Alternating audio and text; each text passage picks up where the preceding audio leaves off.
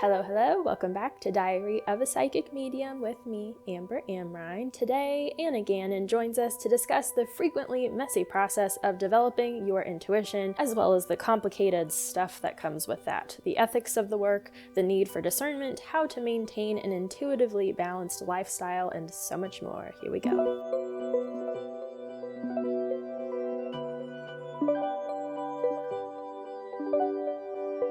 Before we jump in, just a reminder, next week is our monthly Mystic Mail episode of the podcast where I answer all of your questions about life, the cosmos, spirit guides, anything and everything.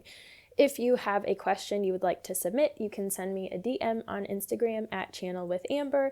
If you're listening on Spotify podcasts, leave a comment with your question. If you're listening on Apple Podcasts, leave a review with your question. The engagement helps my podcast reach more people, so don't be shy. All right, jumping into today's episode, Anna Gannon is an intuitive psychic, energy work practitioner, and intuitive development coach whose work bridges spiritual insight with grounded, practical application. Her work sits at the intersection of intuition, the nervous system, and embodied self-trust, offering a grounded and ethical approach to intuitive discernment that emphasize inner authority over dependency, which we dive into today. We have so many parallels between us, so this is a fun conversation. Here's Anna. Can you share with us who you are and what you do? Yeah, sure. So my name is Anna Gannon, and I am an intuitive psychic medium and an intuitive development coach. And what I do, if you were to kind of peek in on my days, I'm usually doing a reading for someone all over the world. I do about 4 readings a day during the week, which I love because it allows me to connect with people and to play with my intuition, which I'm kind of obsessed with intuition. And then I run like group trainings throughout the year, which I also love because I'm sure that you understand just the power of a group container. So yeah, that's, if you were to peek in on my professional life, that's what it looks like.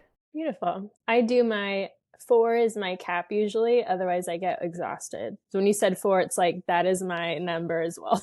Oh yeah. Anytime I go to like 5 or stretch to 6, it's always like, why did you do that? Like you have time. Literally no energy left. Every time. Yeah, I get it.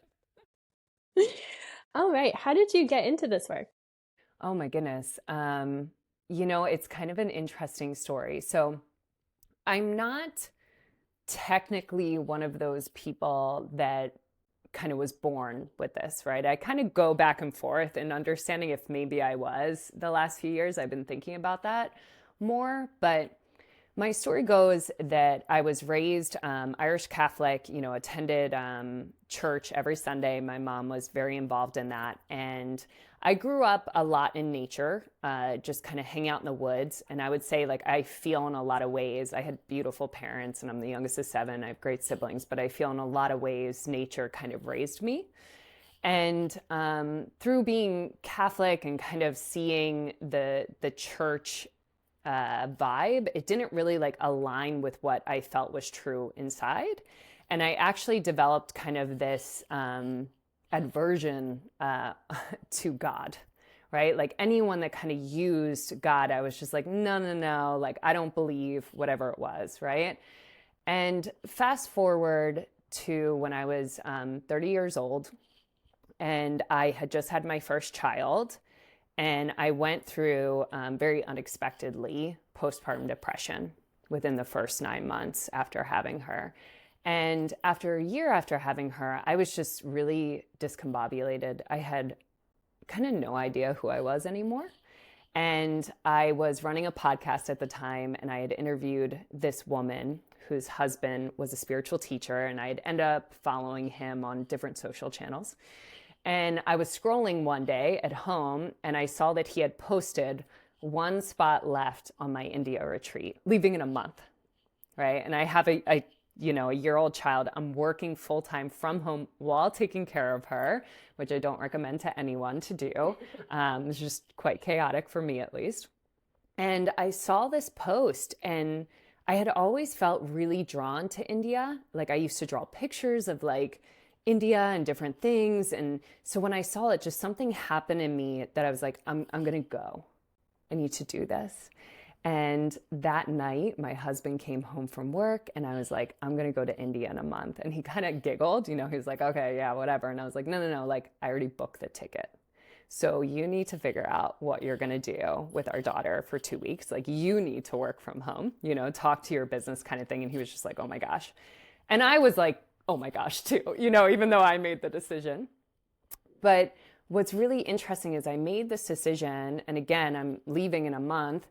And something that I often forget to share about this story is that within that month, I had this dream. And I'll never forget it. The dream was that I ended up kind of walking in what felt like a cave.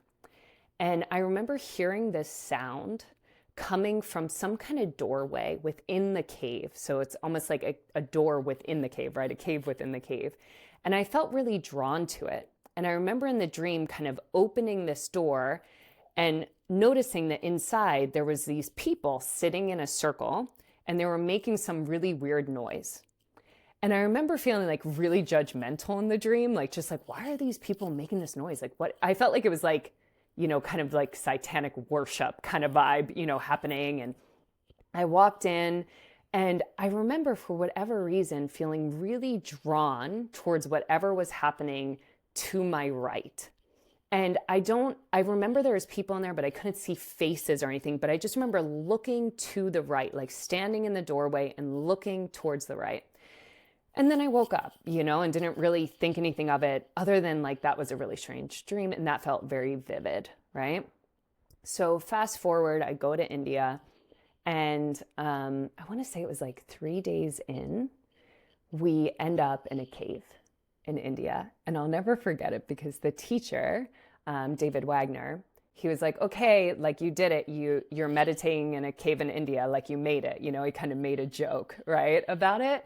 And I remember internally like laughing. And then he was like, okay, now we're going to go to this spot within the cave and we're all going to chant, right? And mind you, again, I'm very skeptic. I'm not someone who likes when someone says God. He's talking about God this whole time on this trip already. And now we're going to go, and chant, which I didn't want to do either in this room. So we walk into the room. It's a very small room. And you have to sit in a circle because it's circular. So we all sit down and we close our eyes. He instructs us to all start umming to the point where we start kind of chanting at all different times, right? And it's creating this vibration in there at the time in which I did not understand why we would do that. Now I do. And we're chanting and my mind's racing and I'm like, this is dumb. Why are we doing this? And then all of a sudden, how you get that feeling sometimes when maybe someone's behind you, maybe your eyes are closed, that someone's looking at you, right? So my eyes were closed because we're chanting, but all of a sudden I get this feeling someone's looking at me. And it's such a small room that you can't hear anything other than the chanting. But I open my eyes because I'm like, why do I feel like someone's looking at me? And I turn towards the door and I see this guy, probably around my same age in his 30s, and he's sitting down looking at all of us like, what the heck are all of these people doing? And then he looks to his right where I am sitting, and right when he looks at me, all of a sudden I go, oh my gosh, this is the exact premonition that I had last in my dream before I came here, just I was him. So I was looking through his eyes, looking at why are these people doing this? And I'll never forget that moment because from, it had only been 3 days on this retreat or pilgrimage, as it was called at the time. And I was really, skeptical, like I said, but something in that moment, I was like, that's strange, right? Why would that happen? And this retreat was 2 weeks long, and every day or every few days, we were going to a more and more remote village in India. And till the end, towards kind of the tail end of the 2 weeks, we end up in this very, very remote village in India. And we go to a temple, something we had done in all the villages. It was like clockwork, like a pattern. You go to the temple every night, you pay your respects to the deity, you go and meditate, and then we go back to wherever we're staying. And I remember ending up at this temple, And as we're kind of about to go into the temple doorway, I start to fall into this weird meditation, right? And I don't know if you've ever been in India, but the way that I like to describe temples in India is like, you know, when you go to Disneyland or any kind of like theme park, the lines are like that weaved line. You have to like wait in line. That's the temples are like that. The lines are like, I mean, they're backed up because every night, everyone from the village goes to the temple, right? So you're going through this snake line. And I remember as I'm going through the snake line, I'm awake, I'm walking, my eyes are open, but I am falling into some really, really deep sense of awareness. And we get through the line, we kind of pay respect, touch the deity, and then we move into this other area in the temple to meditate. Again, like clockwork. We had done this in so many other temples. And there's people everywhere. And we sit down, we close our eyes as we had done in all the temples, and we're sitting side by side. So like literally my shoulder is touching the woman next to me who's also on the retreat. And the moment that I close my eyes, I fall into like this void, complete blackness, complete nothingness. You know, I can't hear, I can't see. It's as if I walked into total sense deprivation kind of thing. And as I'm in that, all of a sudden I start to feel, and in temples in India, you take your shoes off before you enter. So like literally you leave your shoes, there's just shoes lined up everywhere. So my feet are on the ground of the temple, and I start to feel this electricity come up through the bottoms of my feet, through my ankles, through my legs, up through my spine, and then kind of drape over my shoulders, almost like you can imagine an electrified blanket. And it starts to come up like electricity, like every 5 seconds. So it's like, whoop, whoop, whoop, whoop. And I'm feeling this as a skeptic, and I'm sitting there like, okay, this is ridiculous. You know, there's no way this could be happening. But because I'm in such a void space, I'm like, whatever. And it just keeps happening. And then as it's occurring, I'm thinking, because there's people everywhere, I'm thinking, okay, well, someone is probably looking at me and thinking I'm crazy, because as I'm getting electrocuted, even though my eyes are closed, I'm literally shaking. So like the woman next to me, I'm hitting into her because I'm just shaking, shaking, shaking every single time. And I'm thinking, oh my goodness, I need to open my eyes. You know, I need to come out of this. I probably look crazy. And there had been someone on the retreat that had said something along those 2 weeks of like, they were having an experience, whatever it was, and they felt insecure. So they opened their eyes and they came out of it. And in that moment, I remembered that. And I was like, forget it. I'm staying in it. I'm keeping my eyes closed. Like, who cares if I look crazy?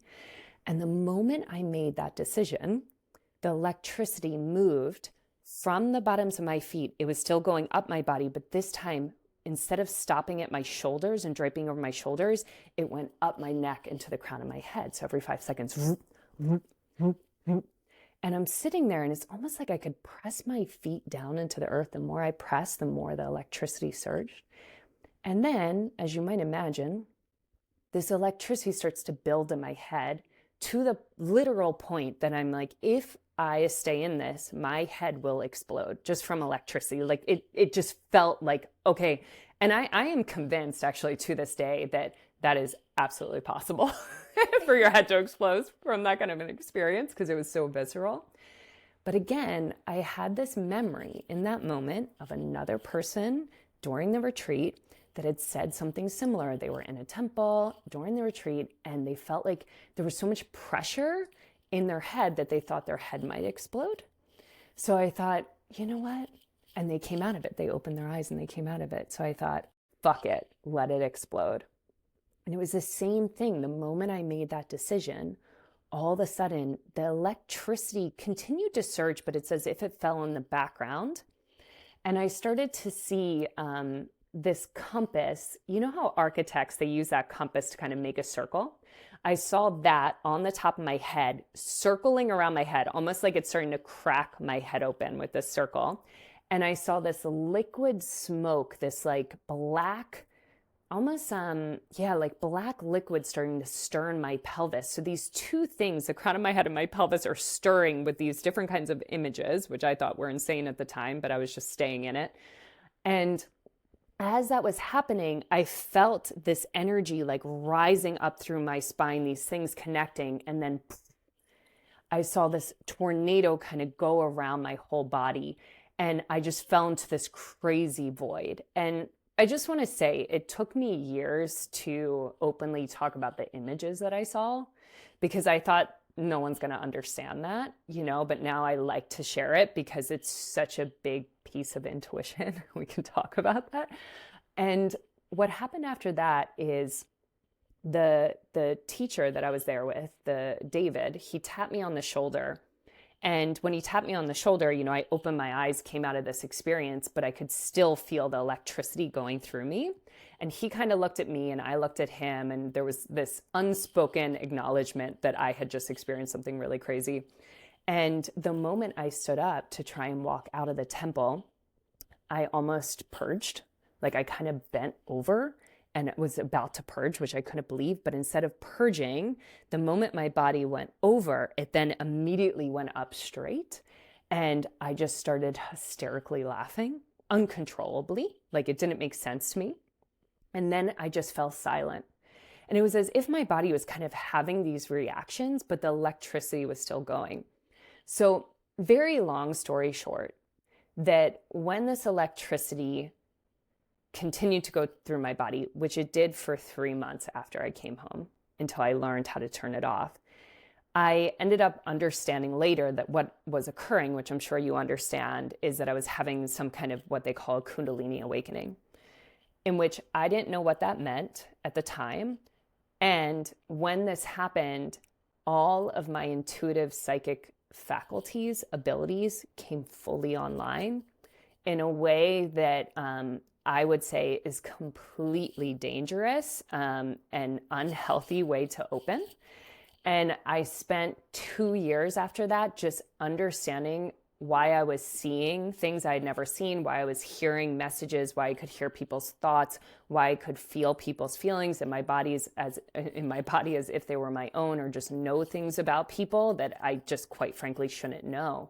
And like I said, it took 2 years to kind of hone those gifts and understand how to manage my energy. And then since then, I have been seeped in intuition, in anything I can get my hands on, really, to understand energy, to understand electricity, magnetism, to understand why our gifts work, how, and what the meaning is behind them. So I've kind of been, over the last 10 years, hyper-focused in understanding how intuition works, how we're all unique with our abilities, which I'm sure you understand, and how we can use them responsibly. And what I mean by that, a very simple example is what we started to talk about right away, right? Like, you can only do about 4 readings a day. And I was saying something similar, right? And within that, what we're saying is we've understood how to be responsible with these gifts and to make sure that we're not only serving and doing readings for other people, but also taking care of ourselves and our vessel, right? So that's kind of a long-winded way for me to share my story and how I landed here. Sorry. There's a few little notes that I was taking as you were sharing. So my background is my family is very sensitive. So I grew up sort of doing this work. I started professionally when I was 16. So it's been a big part of my life for so long. But when I was 16, my dad had found this spiritual center, which is when we sort of started to unpack everything a little bit deeper. And he immediately went into trance channeling stuff. So he went from 0 to 100 essentially. And I have always been very empathic. I feel a lot. I have a strong claircognizance, and that's sort of what felt safe for me in the beginning. But seeing my dad, I had him on the podcast a couple years ago, but even when he trance channels, he's very loud. He doesn't give a fuck. That shaking, even when he gets it healing, it's it's convulsing and crazy stuff. And I'm so grateful to have had him as a dad. Because this stuff gets so weird. And I feel like being exposed to it so young, I was like, okay, weird, but there's a normalcy here. Yes, I love that. I feel like that's, just having an example, like a literal, you could see it happening in someone else. That's huge. I love that so much. Oh my gosh, I want to meet your dad. He's such a character. He's so silly. But talking about visceral stuff too, there have been many times. I remember the first time it happened, I think I was maybe like 19.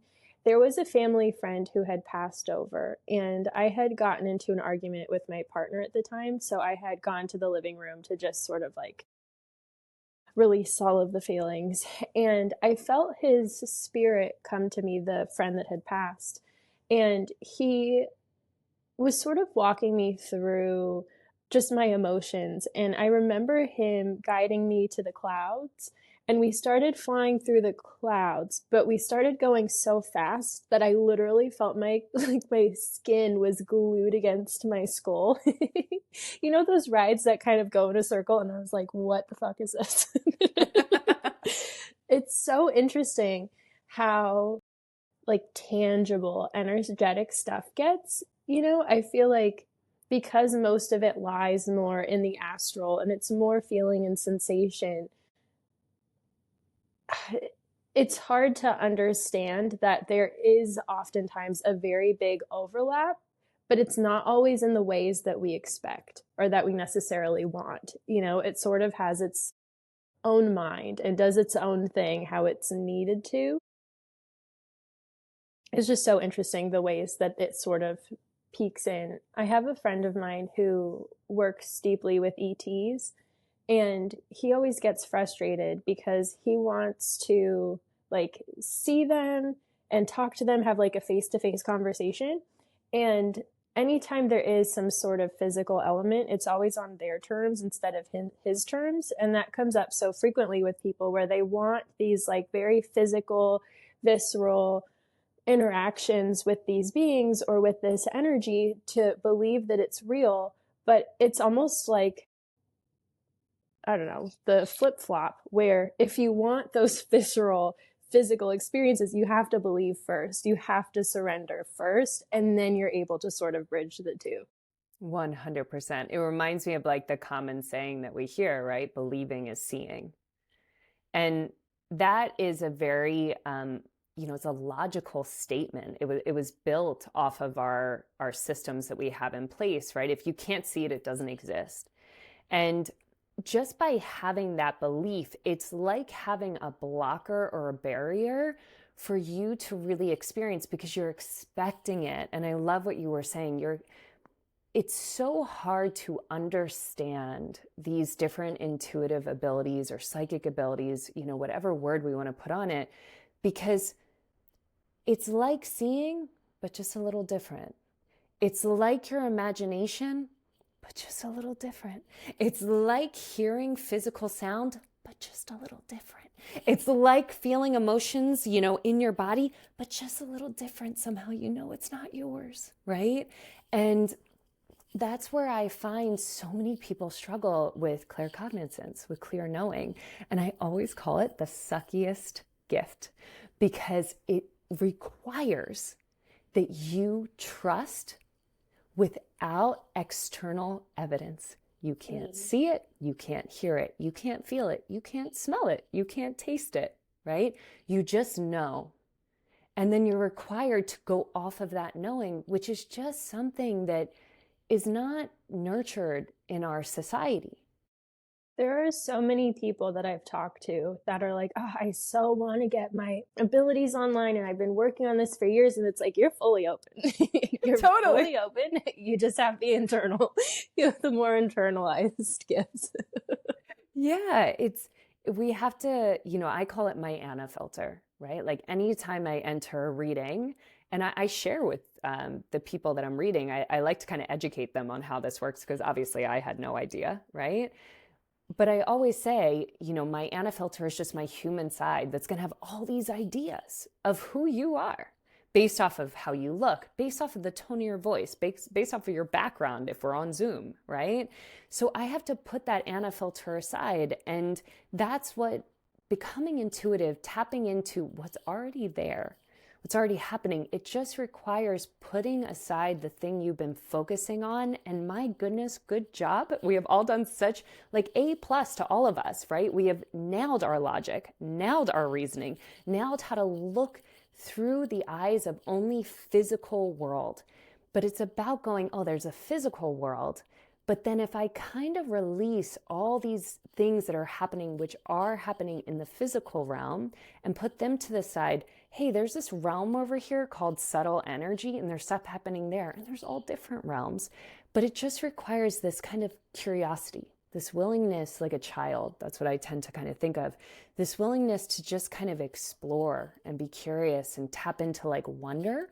That's literally my motto. I always say, like, just lead by curiosity, you'll be good. There's no resistance, there's no fear. You're just open and following those little breadcrumbs. Yes, exactly. And you'll be so surprised what happens when you follow your curiosity and you're not trying to make it into something. It's like the beauty of letting something be revealed, letting something unfold, rather than feeling like you need to have certainty in what's going to happen. And that's where I've seen people really open their gifts, when they let go of the expectation of what it's supposed to look like and they just follow what is.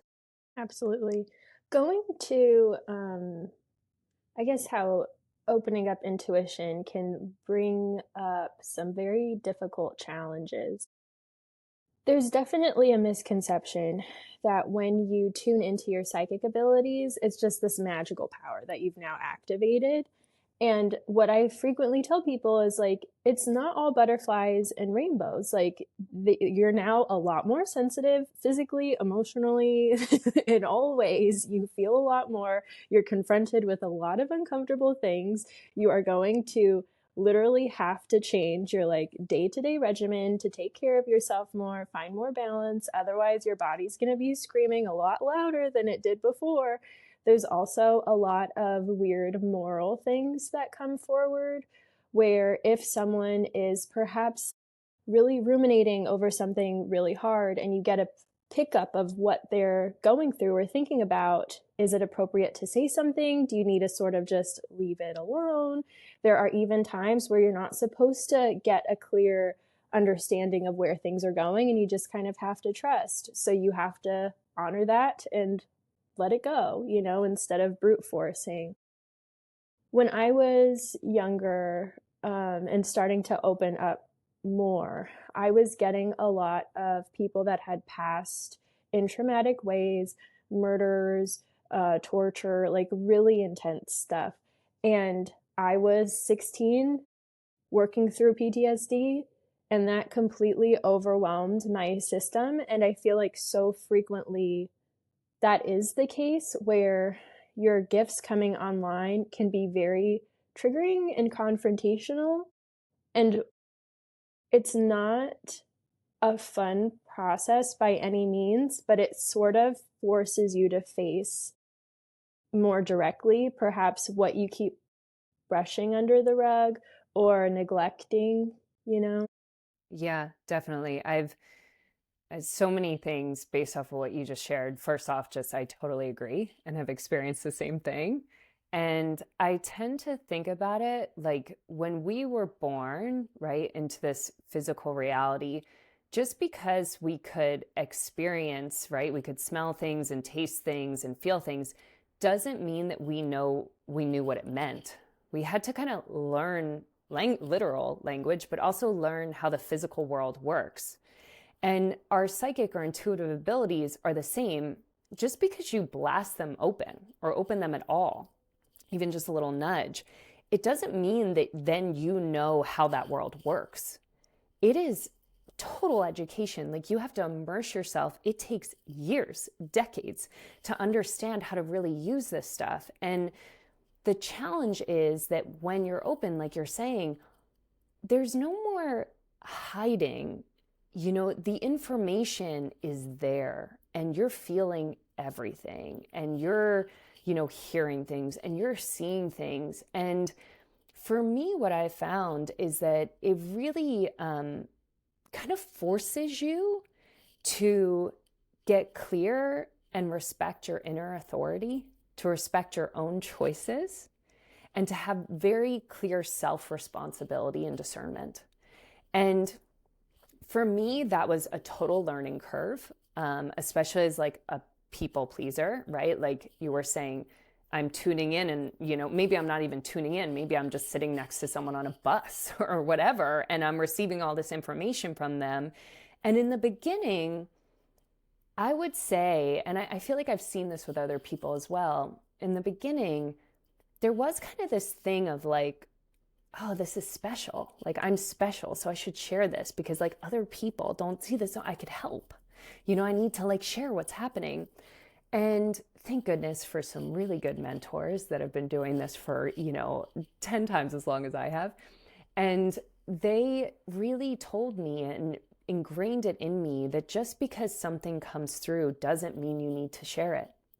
That actually the first step is that you have that discernment of like, first, would this put me in harm's way to share this information, right?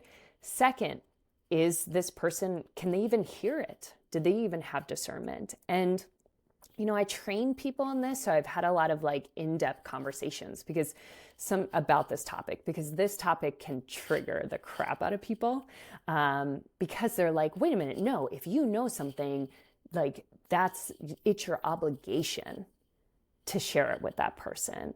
And my answer is always, well, actually, it's not. It's my obligation to take care of myself.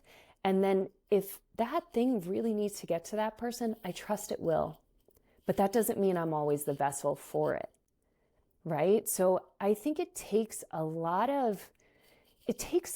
more effort than I think people understand, because you constantly have to work on yourself in this field. What I usually say is I train like an athlete to do what I do, not only physically taking care of my body, thinking about what I'm putting into my body, how I'm moving my body, but emotionally, what are my emotions? How do I move emotions? How do I put my emotions aside? What are my experiences? What is my mind, right? So it requires this real inventory, this real knowingness of who you are to be able to do this work. And I don't think people always understand that. And also that piece of knowing that the goal is not to open your intuition, because like you said, it's already open. It's learning after that, what is this world? And how do I fit in it? And how do I want to be a player in this game?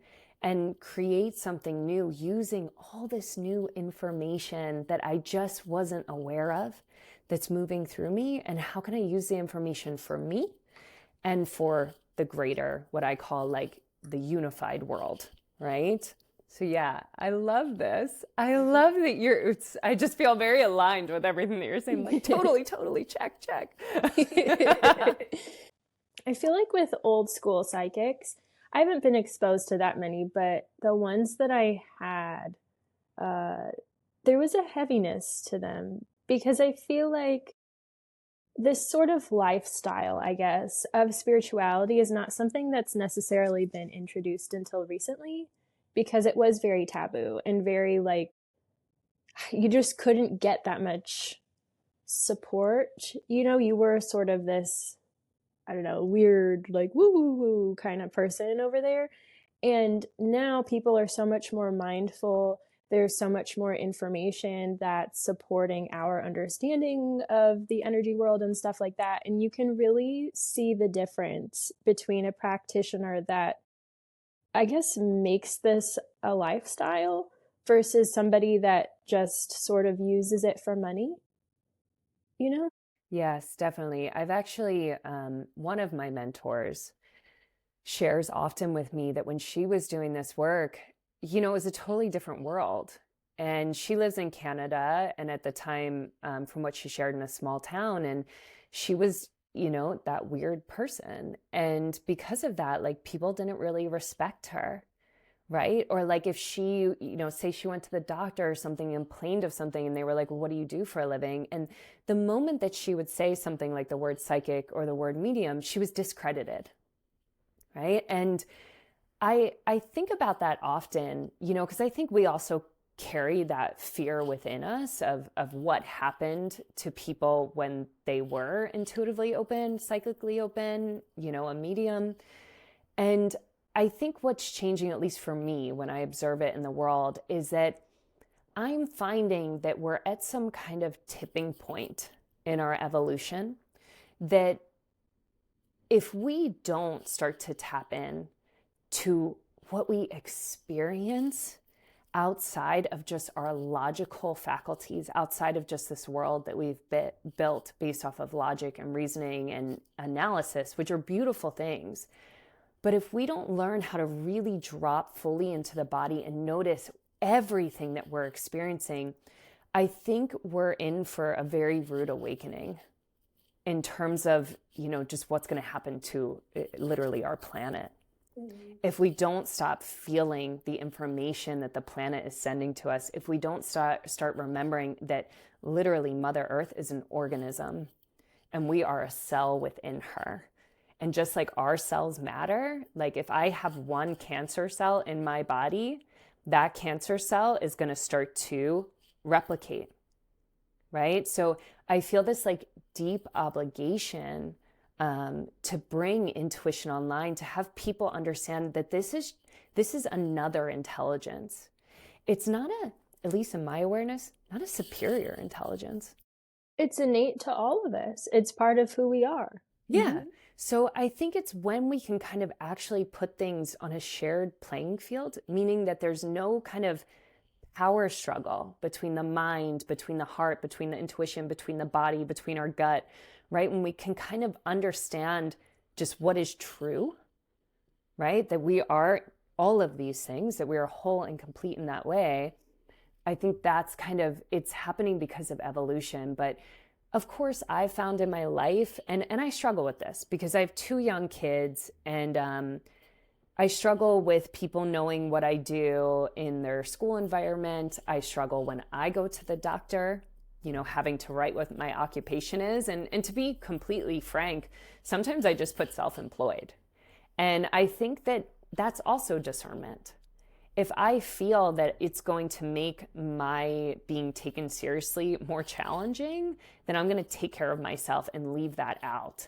But I do think there's this piece of like, it took me a while to call myself a psychic, to be honest, because of what you just described. But I think there's this balance of owning the truth of what this is and also holding your sense of safety and being able to navigate the world as it is right now. They need to be the same.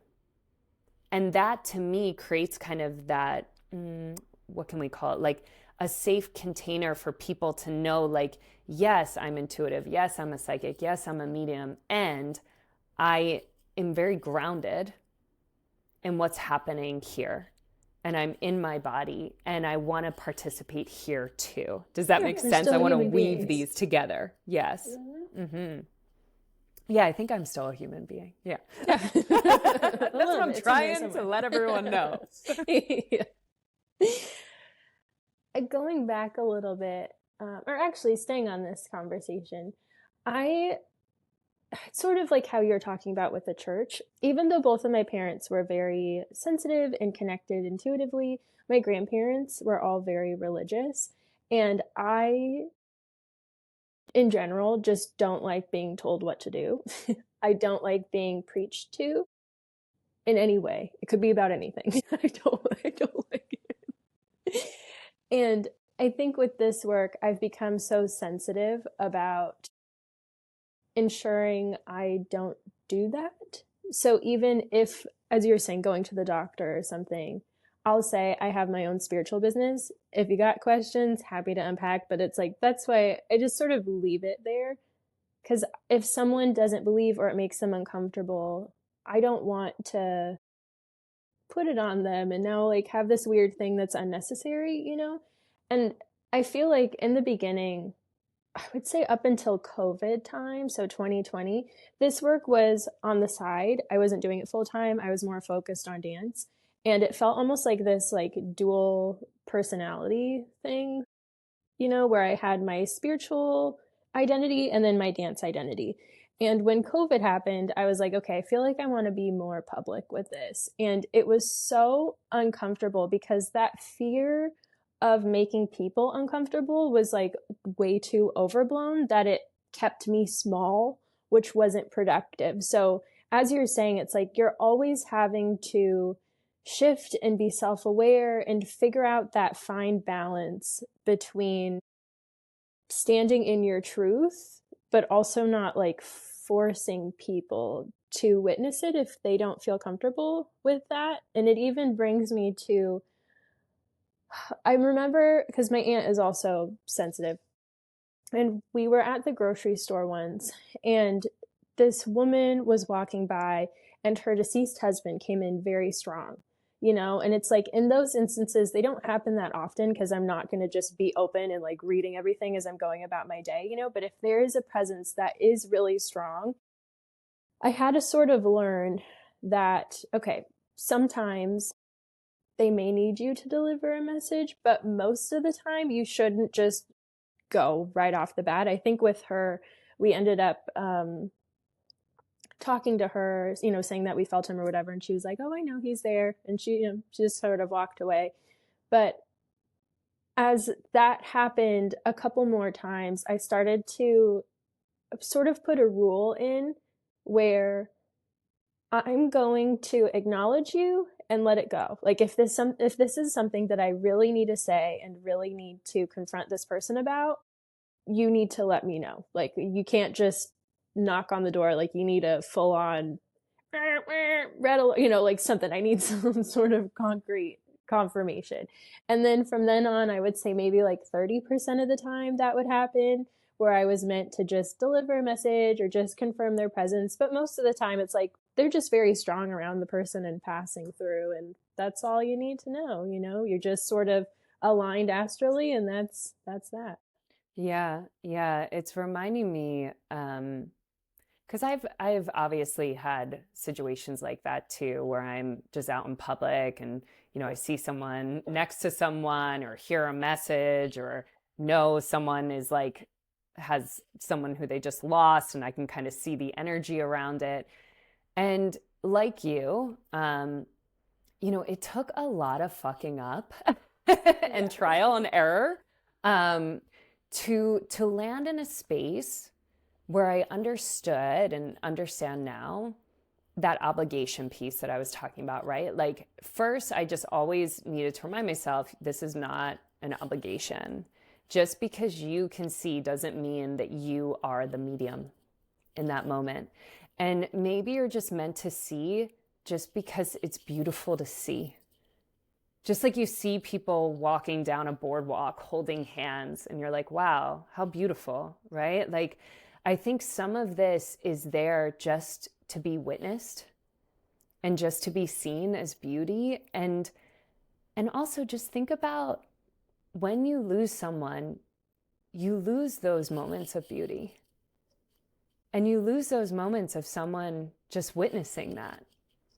So how magnificent it is to be a witnesser of that experience. And I wonder if sometimes that's all that people need, is to feel that normalcy, to feel that they are with someone without someone needing to kind of jump in and acknowledge that, right? Because what we really want when someone's done, wow, that was strong. What we really, in a way, when we're done here, when someone, has passed, is we want those innocent moments, those kind of mundane moments where we were just in the grocery store walking side by side, right? The other thing that it brought up for me is, I don't know if you're familiar with Laura Lynn Jackson. Oh my goodness, you would love her and you would love her books. So I actually call her the best medium on the planet. And I went to, and that's totally, personal opinion. And I went to one of her, let's call I guess it was, I don't know, maybe called a seminar or a course. And it was kind of this weekend thing where you go is in Rhinebeck, New York. It's, I believe, the Omega Institute. And I went there for a weekend. And this was kind of like in the early days. I think I wasn't even doing this full time. And when I went, I thought, okay, this is a course where we're going to learn how to kind of like advance our mediumship skills, right? And that's what it was. But the other 300 people that came had just lost someone and thought that it was more so a thing in which she was going to be doing readings.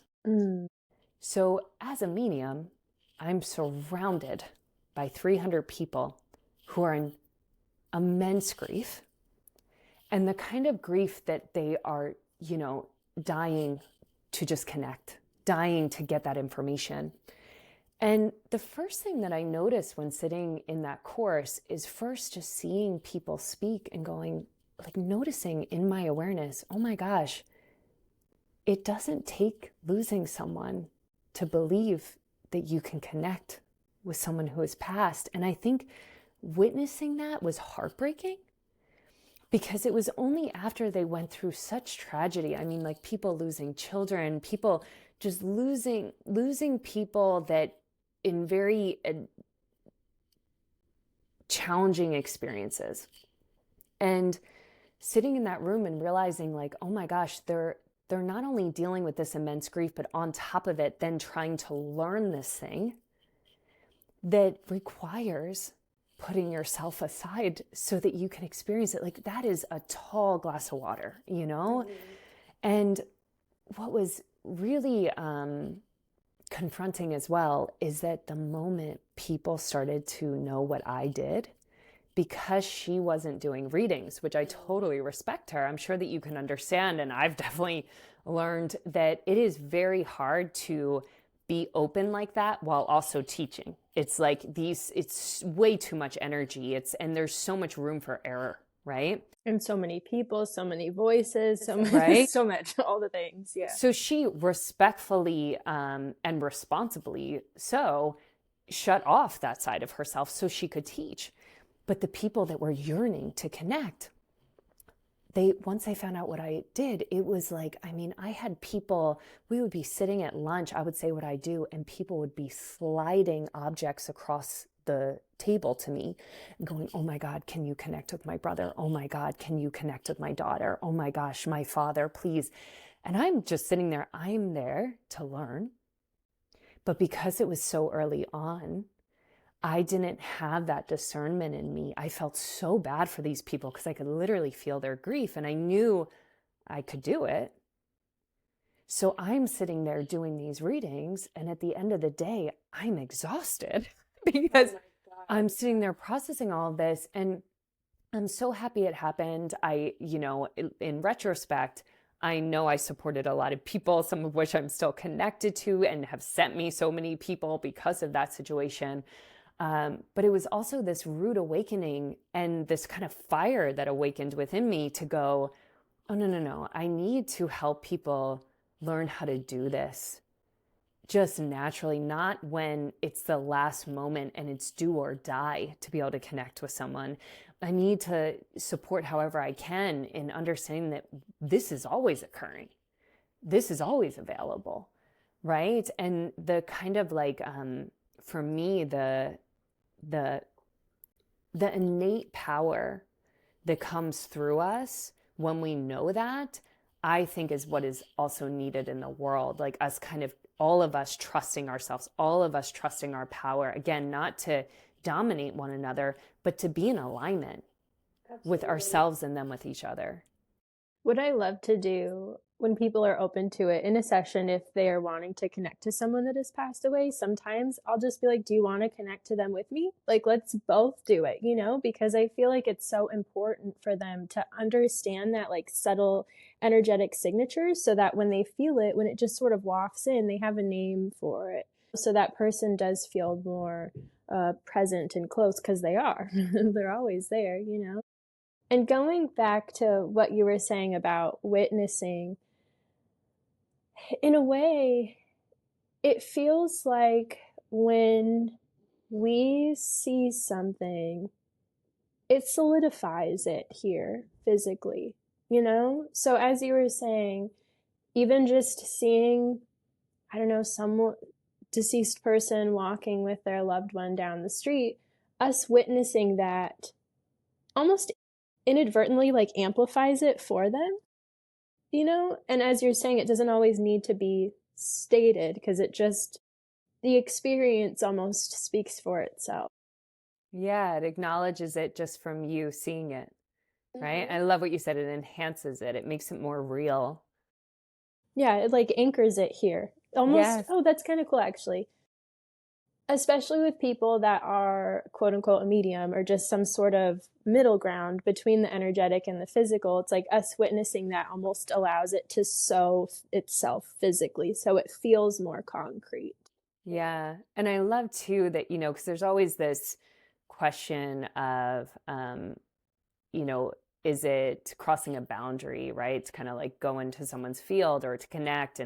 And it's a lot of this is something that is hard to completely shut off, just like everyday life. It's very hard to just act like you don't see two people walking down the street, right? It's the same thing intuitively, like, okay, well, it's there, Or it's so I like if see someone's it. crying, if someone is crying on a bench by themselves, do you want to invade their personal space and say, are you okay? Do they need space? It's sort of the same thing. It is. And that's where, critical thinking comes in and is so important, right? Because you can kind of tease out just when your own senses, does that person need a moment to just cry? Or do I sense they need someone to go forward, right? Like we're always kind of playing that, whether it's physical or energetic. And that's where it's so layered, it's such like a hologram of the other. It's just with subtle differences. So I love that word subtle because it literally is such a subtle difference of these two realms, realities, whatever we want to, consciousnesses, whatever we want to call them, So I always tell people with intuitive gifts, we just try too hard. Like they're already there. They're already on. It's like if we're trying to read something or see and we're like straining our eyes, you're just going to hurt yourself. yeah, It's already there. You have to almost take a step back rather than take a step forward. And I always think about sleeping as sort of our energetic system taking over, So we all have that energetic system active and alive and well in our bodies. It does its thing every night when we sleep. You don't need to force or plead. You already got it. It's built in. yeah, it's that piece of like you have to let go of control. Just like you let your body fall to sleep, you can't force your body to sleep. Oh, that's actually a perfect analogy because when we sleep, we have to sort of pretend. Yeah, You have to exactly. pretend that you're already sleeping for it to happen. And I feel like with intuition, it's sort of the same thing, which is why, and you mentioned this earlier too, I always tell people to lean into imagination and curiosity. Just pretend that your intuition is online and then there it will be. Yeah, and then, when I'm teaching people, I tend to like talk about this, especially clairvoyance, right? Like the third eye, the clear seeing that everybody wants, again, because of evidence. Um, it goes through the same pathway or portal as your imagination or your ability to visualize, right? So and what often people will be like, but how do I know, if it's something I created or not? And it's like, well, just track the thing that was happening right before that. Were you thinking about that and then created that image? Or did that image seamlessly drop out of nowhere into your experience, right? And that's the real difference. Intuition just comes in. It comes seamlessly out of nowhere. So tracking it is really hard. Mm-hmm. And as you trust it and keep going, there's like this silkiness flow to it, where if you are making it up in your mind, it feels a lot more jerky, rough, kind of bouncing around everywhere, not in a way that feels very satisfying. Whereas intuition literally feels like when you are, I don't know, working on a project and you hit that flow state, which in itself is sort of you tapping into this higher consciousness, but it has that same kind of flavor. And the more that you just at least allow yourself to take the next few steps, like walk a little bit more in that direction, you can better discern whether it has that silky quality or if it feels kind of forced and hitting a wall. Yes, that word that you just used was all that I was thinking about is this idea of force. Like there's Mhm. there's a texture to force. And in my awareness, based off what I've experienced with myself and with training people, is that force is of the mind, because the mind is always trying to problem solve, right? It's like a dog with a bone, like it's trying to figure it out. Where's the data? Where's the analytics? How can we piece it together to say like capital T truth, right? Put it in some kind of system and structure. And intuition isn't like that. It is immense pattern recognition. Don't get me wrong. It is all about pattern recognition, but it's following the flow of a pattern rather than forcing the pattern to follow some kind of steps, right? So I love this idea of like, there's this texture to it. Like you're saying, like flow is more silky, and force, there's like kind of this jerkiness to it, right? And that's because there's a sense of trying to control it to be something. And remember, it's like what we talked about, right? If you have an expectation, if you are trying to get somewhere, your mind will get you there. But intuition doesn't have a finish line. It's telling you kind of piece by piece. It is flow. It's revealing the pattern as it goes, right? So there's, I love the definition of intuition. I just think it's everything in it just describes so much. But the definition of intuition is to understand something immediately without the need for conscious reasoning, without the need for the mind, right? But something that I really love about it is that it says to understand. And to understand means to go under the mind into the body. And it doesn't say to see, and it doesn't say to hear, and it doesn't say to feel, and it doesn't say to know, because even within the definition, it understands that intuition flows in all different ways through us, right? So it's like really just trusting what is coming, how it's coming for you, this uniqueness, like your friend that really wants to see, the ETs coming through. But instead, the moment that they let go of wanting to see, they will experience exactly how they uniquely will experience it. Which is already what's happening. Oh, I love He has that. a very stubborn brain, so it's been a work in progress. But there was, I want to say maybe like a year or two ago, there was a message that came in that they were essentially starting to work with him to be a little bit more present astrally.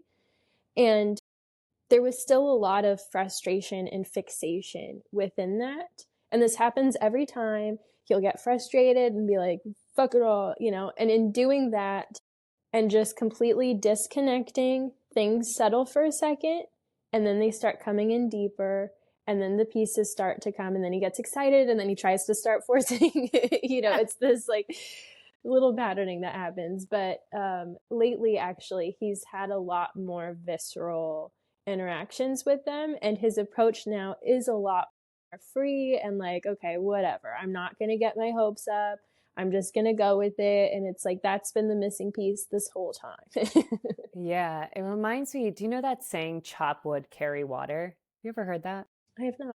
So I believe it's some kind of Zen proverb, chop wood, carry water. And essentially what it means is whenever something is coming in, like what you're saying with your friend, right? They're tapped in, they're feeling really good. And then, their mind starts to come in and say it should be a certain way in this frustration. It's chop wood, carry water would mean he notices it and then he goes, oh no, let me just drop a little bit deeper, right? So it's like, just go back to like just the pattern, just keep chopping wood, carrying water, just come back to that thing that you always do. So then eventually you'll just drop deeper and deeper in, right? So whenever the mind starts to speak, because that really is, at least in our society, the biggest challenge to us tapping into our intuition, because we're so seeped and we're just our muscle is so strong. The mind muscle is so strong. We have built it. We have been in that gym our whole life, and that thing is strong as nails, right? So it's really about just noticing when it comes in and then dropping in. It's not taking the bait, because your mind is constantly like, oh, let me reel them back in over here, right? To my priorities, to what matters to me, which again is certainty. It's problem solving. It's logic. It's reasoning. They all have a place, But what matters to him in that moment is his connection with these extraterrestrials, right? So it's coming back to what matters in that moment and using that skill, which means just don't take the bait of the mind. See the bait like a fish, right? That would see the hook and the food, like, oh, I really want that food because that's certainty. And it would just be so nice to do that. But instead going, nope, I'm going to just hang back here and maybe something better is coming along rather than that food on that hook. And that is so tough. What I like to tell people, or what I've found helps me, is fidgeting sometimes, moving the body.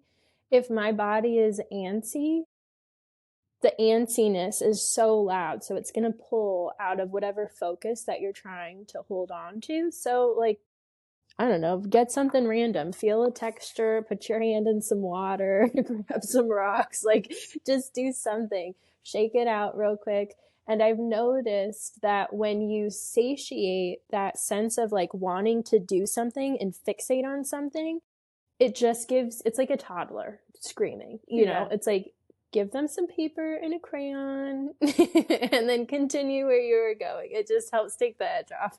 Yes. And that's that chop wood, carry water idea, right? Like the longer you can kind of stretch and stay in a zone, right? The more capacity you're building in that zone. So even when you're saying like the fidgeting, right? Like the more you can stay in that repetition, you're building capacity for that. And to give an example, it's so funny, I never have this here, but I do, like for some reason on my altar today, but this is, for anyone that can't see, this is a short mala bead, right? So not 180 beads, I don't know, maybe it's like 30 or something, and it fits around your wrist. And I was actually, when I arrived in India, David, the teacher, he had this in everyone's hotel. So this is from India. And when we were on the retreat, part of the practice was whatever we were doing, whether we were sitting in the bus, walking outside, we each had one of these. And we would have it in our pockets. And just with every bead that you took, you would say a mantra, which at the time was Ram, which thank goodness I had no idea what that meant because it allowed me to not have any kind of brain with it or logic with it.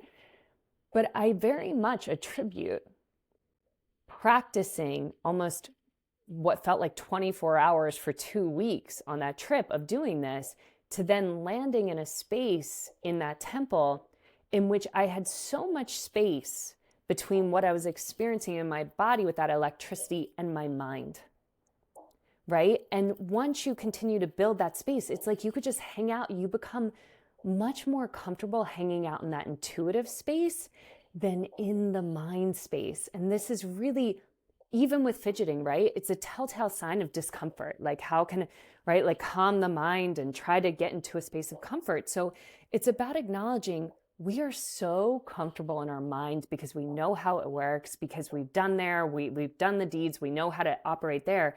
It's very uncomfortable in the intuitive state.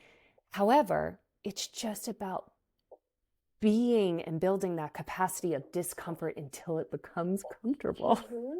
And every time that you hold on to the discomfort just a little longer, you strengthen that muscle and you're able to maintain it longer. It makes it easier the next time.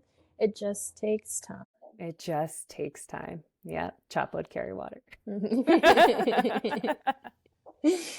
All right. Well, just to begin wrapping up, let's see.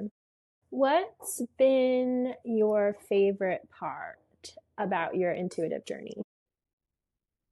Oh, wow.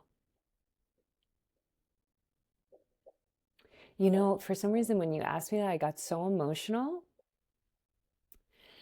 And, you know, I would actually say my favorite part is all of it. I feel really lucky. I feel really grateful to have the innate human gift to be able to experience this life in all its fullness.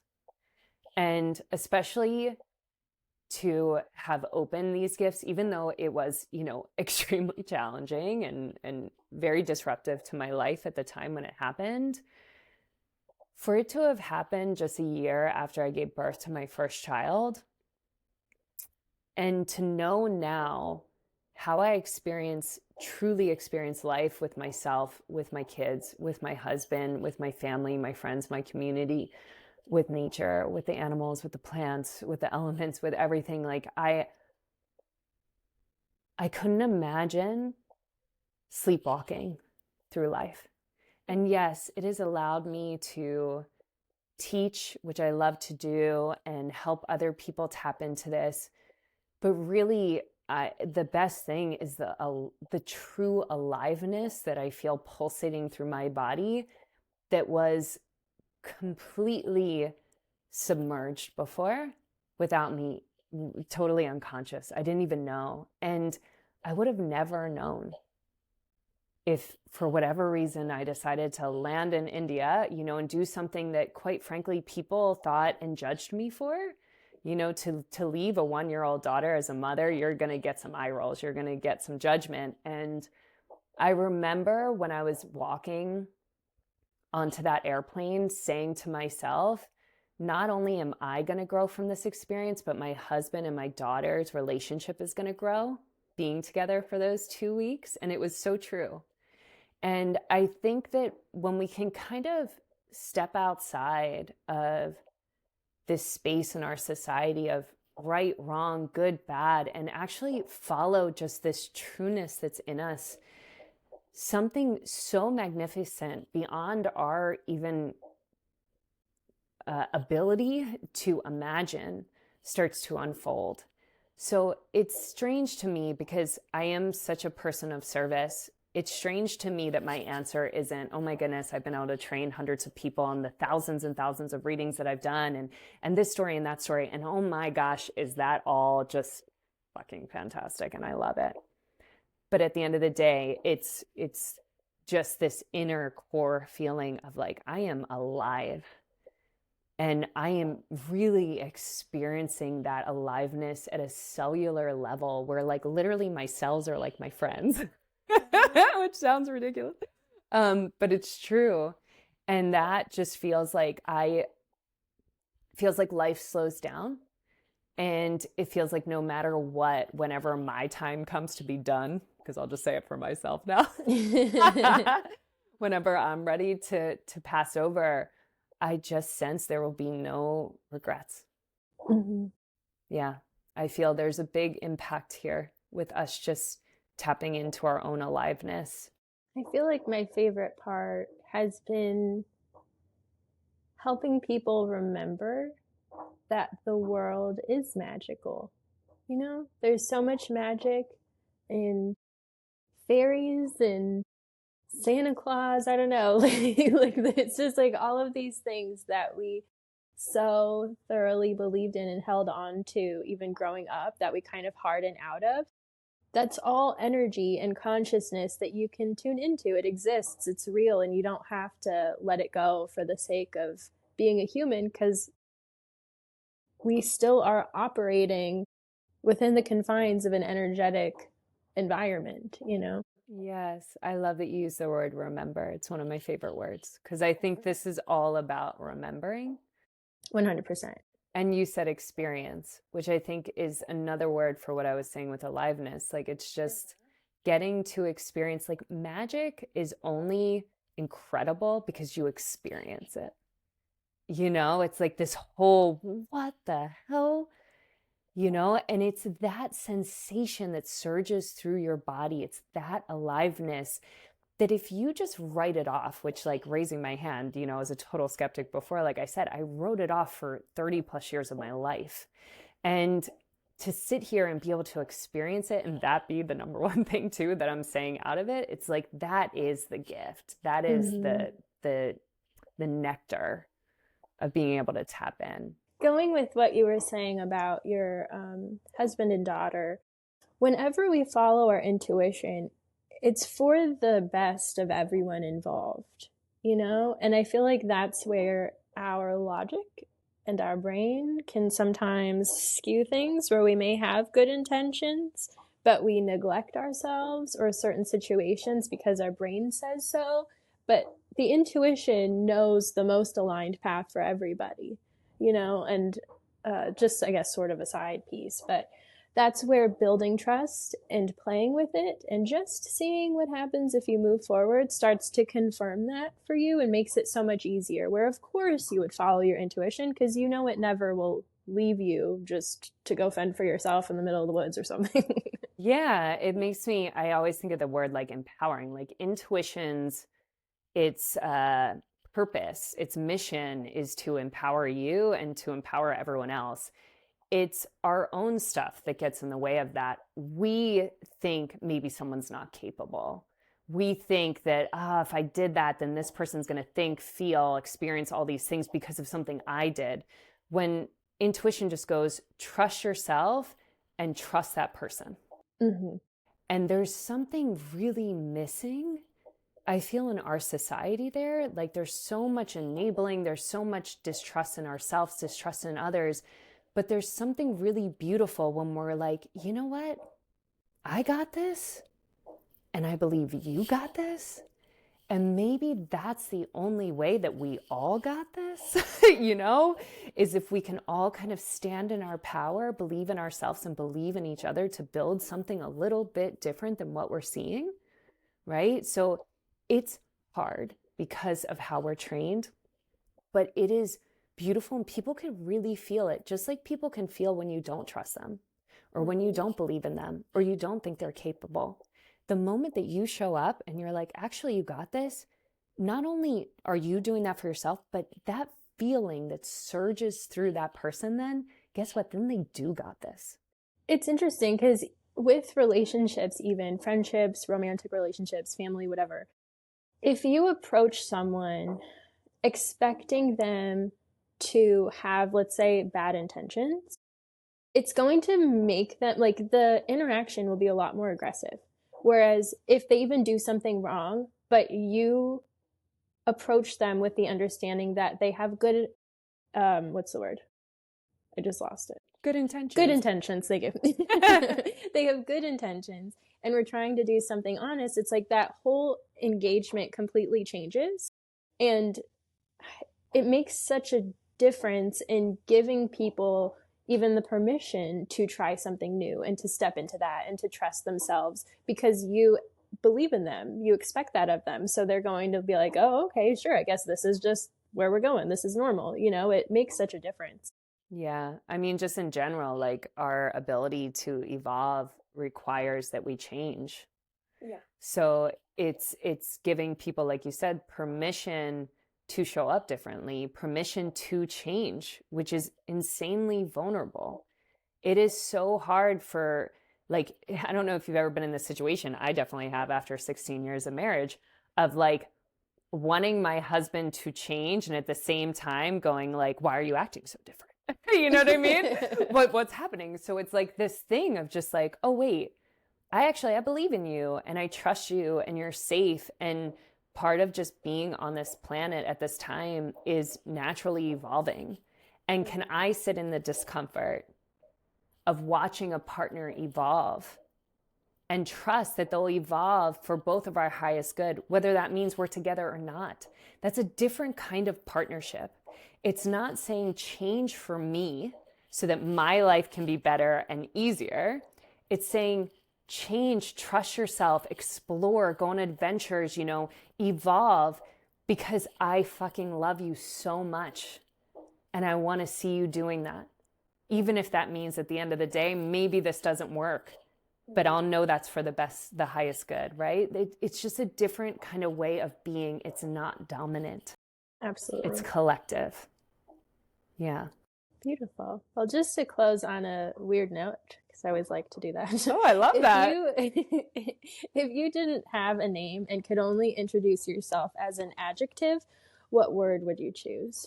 Oh my goodness, remind me what an adjective is. And believe me, my daughter would love that. Because she's like, what are those things, Mad Libs? Literally, we were doing them last night and she's like, adjective. And I'm like, tell me what that means again.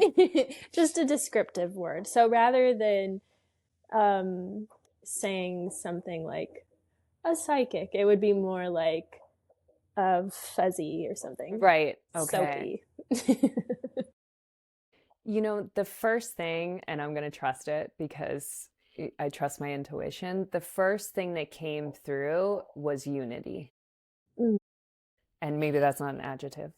But when I saw it, what I saw was like strings getting weaved together. And yeah, I do actually trust it, because I think and know and feel that unity is such a huge part of my cells, of wanting to remember myself, to remember and help that kind of transmission out there. So yeah, I feel like my name would be Unity. Maybe I'll have to change it. After I said soapy, I was thinking of suds, and I was like, I feel like I'm resonating with sudsy. Man, I Right love now. I love like bath and playing with suds like a kid, like I'm putting a beard on myself. It's like, I'm definitely not that girl that's like sitting in a tub like, I'm like, what can I make with this? Oh, How can I same. splash this water? Painting on the wall with like colored soap Like, or this is something. playtime. Yeah. Yeah, absolutely. Beautiful. Well, where can people find you? Oh, thank you for asking that. So main place that I hang out right now is Anna Gannon here, at Anna Gannon here on Instagram. And then my website is just my full name. So annagannon.com. Yeah. Awesome. And I will have it all in the show notes. Well, thank you for coming and chatting. This was so fun. Yes, it was so nice to meet you. And You I love too. the way that you interview. I just have to say that on the Oh, thanks. recording because it's so, I feel like I got to know you, and that was so beautiful. And I love that your listeners get so much like insight, and like I feel like you don't even really ask questions. It's so natural.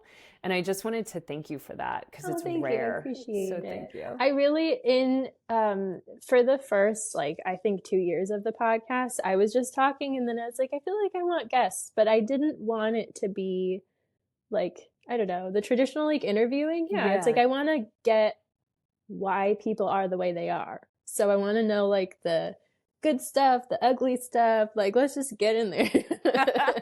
Yes, go deep.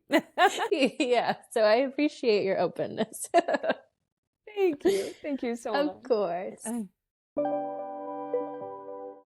Thank you so much for joining us today. Such a fun conversation. Resonated so much with what you had to say. Always so fun to meet new aligned people and practitioners in the world.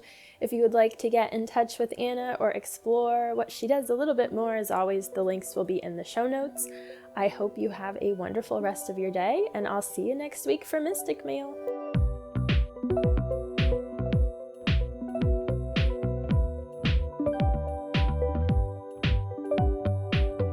Thank you so much for listening to Diary of a Psychic Medium with me, Amber Amrine. To learn more about me, book a session, learn about my mentorship program, all that good stuff, you can visit channelwithamber.com. Follow me on Instagram at channelwithamber. Special thank you to Unicorn Heads for my theme song, A Mystical Experience. I'll see you next time.